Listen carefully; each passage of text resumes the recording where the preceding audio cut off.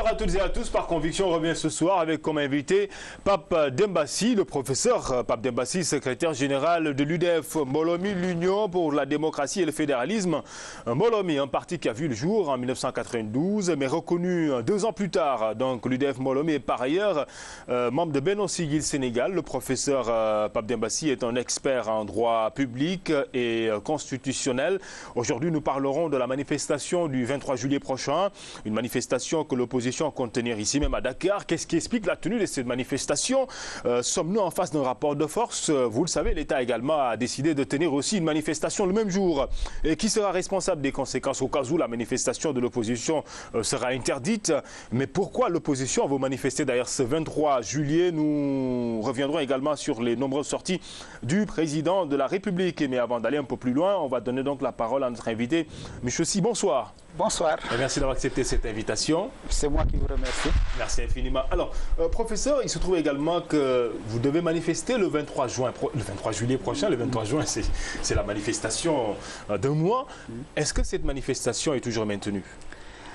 Je vous remercie et je voudrais saluer au passage tous les téléspectateurs de 2STV et dire, pour répondre à votre question de façon très précise et très nette, que la manifestation est maintenue. Nous avions dit que, quelle que soit la situation, la manifestation ne doit pas être reportée et on n'acceptera pas l'interdiction. Et ce qui s'est passé, c'est que hier, le ministre de l'Intérieur a sorti un arrêté pour interdire les manifestations, n'est-ce pas, sur certains sites. Il dit que c'est pour des raisons de sécurité. Bon, vous savez, en matière de police, il faut une motivation suffisante et solide. Or, pour des raisons de sécurité, ce n'est pas une motivation suffisante parce qu'on ne peut pas, a priori, n'est-ce pas, bien mesurer en quoi il peut y avoir insécurité. C'est trop léger, à mon avis, c'est trop léger. Et je crois simplement que le pouvoir a pris peur depuis le 23 juin et également depuis le 27 et pense que s'il y a des manifestations au plateau, cela pourrait peut-être avoir des incidences sur leur propre pouvoir actuellement. Je crois que c'est cela.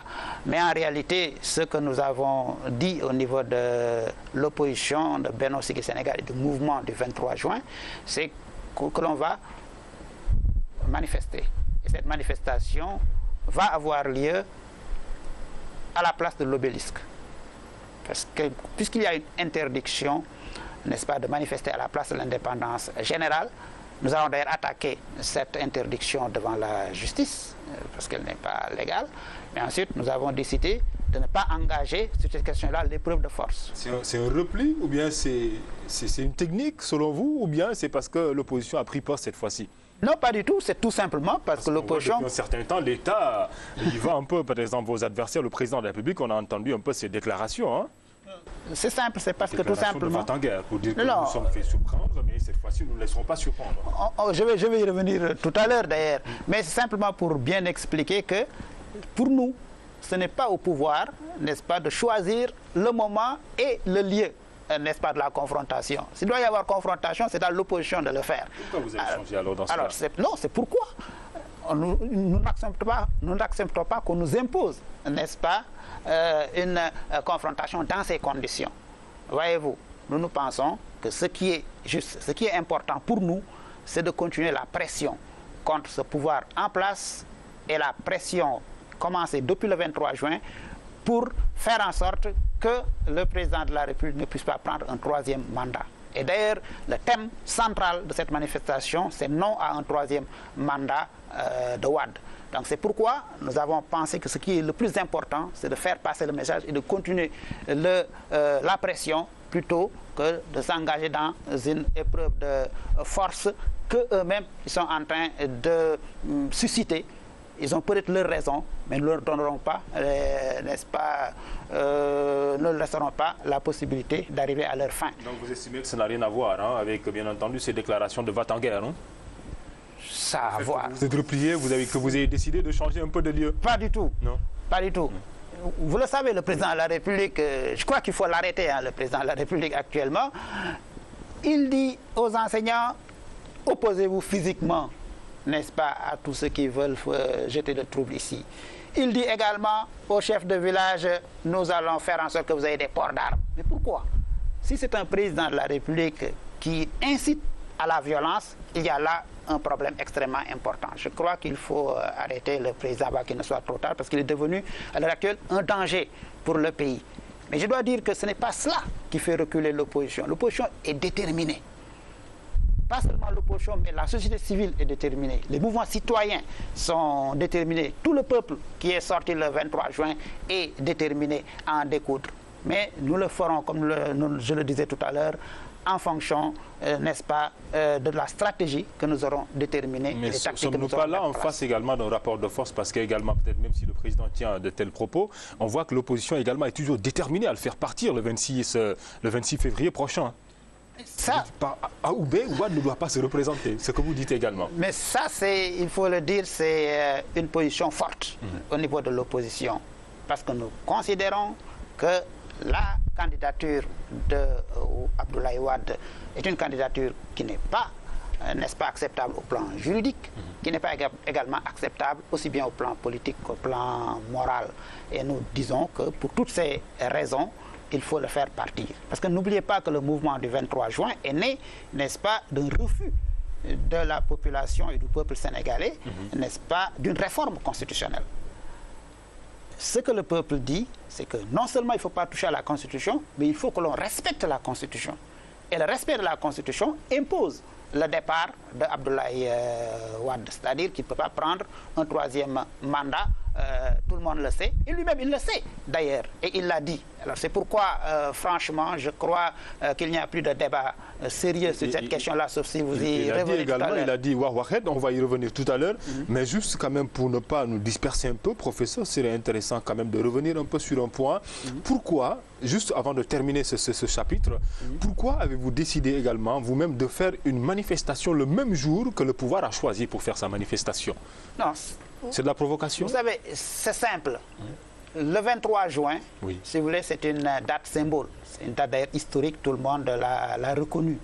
Et nous avions d'ailleurs, juste après, décidé de marquer de façon générale cette date du 23 juin. Et nous avons pensé qu'un mois après, le 23 juillet, l'opposition devrait organiser une manifestation. Mais le pouvoir en place a eu vent de cela et a décidé d'organiser une manifestation, un meeting, je crois, le 23 juillet. Nous nous sommes dit que cela ne va pas nous empêcher, nous, d'organiser notre manifestation. Qui a annoncé en premier également? Qui a annoncé en premier sa manifestation, vous ou le pouvoir? Vous savez, c'est le pouvoir qui a annoncé le premier, mais il savait que nous allions le faire. Voilà le problème. Donc il faut bien comprendre comment ça marche dans un pays. Il y a des... Donc actuellement, nous sommes en train d'assister un peu à un rapport de force entre l'opposition et le pouvoir. Oui, mais ce rapport de force est inévitable. Parce que vous le savez, le président de la République ne croit qu'au rapport de force.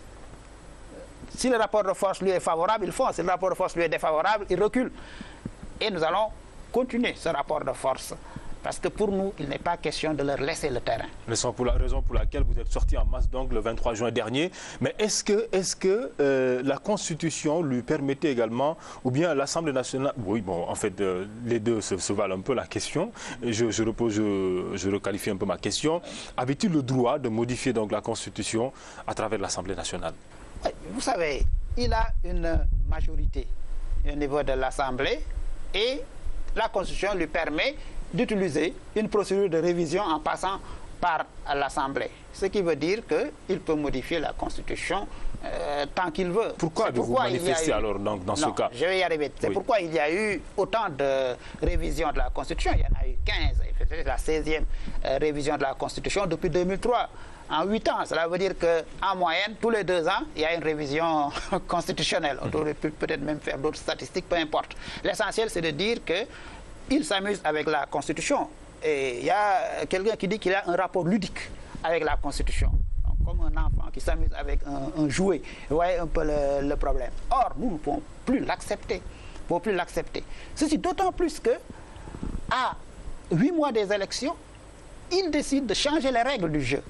Voilà le problème. Il décide de changer les règles du jeu en disant maintenant, on va élire un président et un vice-président. Donc les règles du jeu sont changées. Ensuite, deuxième chose, on va élire, n'est-ce pas, ce ticket avec 25% des suffrages exprimés. On change également les règles du jeu.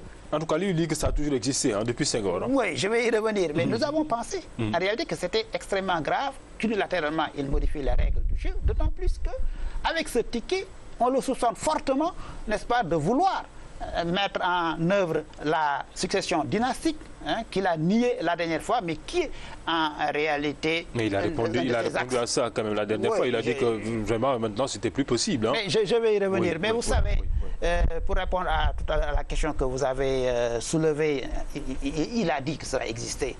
Vous savez, moi j'étais surpris. Je l'ai entendu expliquer son projet. J'ai eu l'impression que soit il ne comprenait pas lui-même son projet, soit vraiment il comprenait son projet, mais il est en train de se moquer royalement des Sénégalais. Parce que ce qu'on appelle le quart bloquant, c'était d'abord un tiers bloquant du temps de Senghor. Ça signifie quoi? Ça signifie que pour être élu au premier tour, il faut avoir la majorité absolue des suffrages exprimés. Et cette majorité absolue doit correspondre d'abord au tiers des électeurs inscrits, puis au quart des électeurs inscrits. Donc si nous prenons la situation actuelle, donc au quart des électeurs inscrits, ça veut dire que ce quart des électeurs inscrits bloque l'élection au premier tour, même lorsqu'on a la majorité absolue des suffrages exprimés. C'est pourquoi on l'appelait quart bloquant.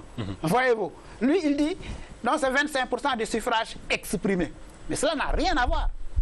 Je considère moi que c'est ce qu'on appelle un quart coulissant. C'est-à-dire un quart pour passer plus facilement. Voyez-vous, alors c'est pourquoi on ne pouvait pas l'accepter. Et c'était grave d'ailleurs d'entendre le président de la République dire des choses comme ça. Soit lui-même, comme je l'ai dit, il est de mauvaise foi, il le dit, soit son conseiller qui sont d'une nullité absolue. Lui, il a dit que vous n'avez pas très bien compris son projet et que ce projet même aurait pu même aider l'opposition qui a du mal à s'entendre un peu sur l'essentiel. Non, c'est lui et que lui, c'est une façon pour lui donc de partager le pouvoir, mais bon, puisque vous ne voulez pas qu'il partage le pouvoir, il va le garder tout seul alors. Non, c'est que c'est lui qui n'a pas compris son projet. D'après les explications qu'il a données, il ne l'a pas compris. Mais ce qu'il a voulu faire, l'opposition n'en a pas besoin. L'opposition n'a pas besoin d'un ticket pour battre Abdoulaye Wade ou quelqu'un d'autre. Mais n'a-t-il pas raison sur un plan? Parce qu'on voit que depuis longtemps, Benno Siggil Sénégal peine à trouver un peu, ou à se retrouver autour de l'essentiel aussi. Non, mais si vous le dites comme ça, c'est comme si à Benno Siggil Sénégal, il y avait un problème de tickets ou de 2 personnes qui se battaient pour avoir la candidature. C'est une question que je pose. On voit également qu'à Benno... On pourra y revenir tout à l'heure, mais ce n'est pas vraiment c'est pas grave, le problème. répondez à ma question et puis on avance au fur et à mesure. Non, ce n'est pas vraiment cela. Benno, c'est plusieurs partis politiques qui discutent. Nous avons une manière de discuter. Nous avons établi des règles pour la discussion et nous allons y aller. Mais vous savez, c'est cette manière-là qui gêne le pouvoir. Le pouvoir aurait souhaité que Benno ait tout de suite un candidat. Nous disons que nous aurons le candidat le jour où nous déciderons d'avoir ce candidat-là. Parce que actuellement, c'est pas le calendrier de Wade, c'est pas notre calendrier, n'est-ce pas? Ce qu'il veut, c'est pas ce que nous allons faire. Nous allons faire ce que nous voulons faire et au moment où nous le voulons. C'est pourquoi les tickets, tout cela ne pourront pas nous divertir. Parce que ce qui est sûr actuellement.